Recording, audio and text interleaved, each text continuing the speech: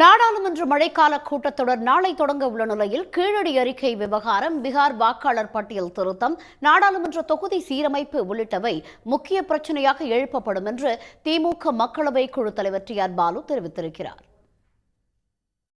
நாடாளுமன்ற மழைக்கால கூட்டத்தொடர் நாளை தொடங்கி ஆகஸ்ட் 21ஆம் தேதி வரை நடைபெறுகிறது. இந்நிலையில் அனைத்துக் கட்சி கூட்டத்துக்கு நாடாளுமன்ற விவகாரங்கள் துறை அமைச்சர் கிரண் ரிஜிஜு அழைப்பு விடுத்திருந்தார். அதன்படி கூட்டத்தில் காங்கிரஸ் எம்பிக்கள் சுரேஷ், ஜெய்ராம் ரமேஷ், திமுக எம்பிக்கள் T R. Baalu, Tiruchi Siva, AIADMK MP Thambidurai, Shiv Sena MP Shrikant Shinde, Shiv Sena Sharad Pawar அணி எம்பி சுப்ரியா சுலே உள்ளிட்டோர் கலந்து கொண்டனர்.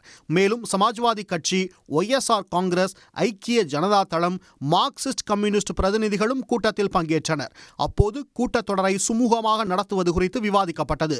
தொடர்ந்து செய்தியாளர்களிடம் பேசிய ஒன்றிய அமைச்சர் கிரண் ரிஜிஜு, ஆபரேஷன் சிந்தூர் உள்ளிட்ட அனைத்து விஷயங்களையும் விதிகளுக்கு உட்பட்டு திறந்த மனதுடன் விவாதிக்க தயாராக இருப்பதாக தெரிவித்தார்.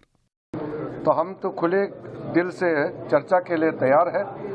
नियम के तहत और परंपरा के तहत हम चलते हैं.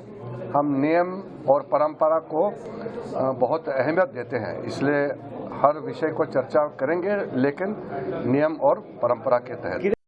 அனைத்து கட்சி கூட்டத்துக்கு பிறகு செய்தியாளர்களை சந்தித்த திமுக மக்களவை குழு தலைவர் டி.ஆர். பாலு, கீழடி அறிக்கை விவகாரம், பீகார் வாக்காளர் பட்டியல் திருத்தம், நாடாளுமன்ற தொகுதி மறுசீரமைப்பு உள்ளிட்டவை கூட்டத்தொடரில் முக்கிய பிரச்சனையாக எழுப்பப்படும் என தெரிவித்தார்.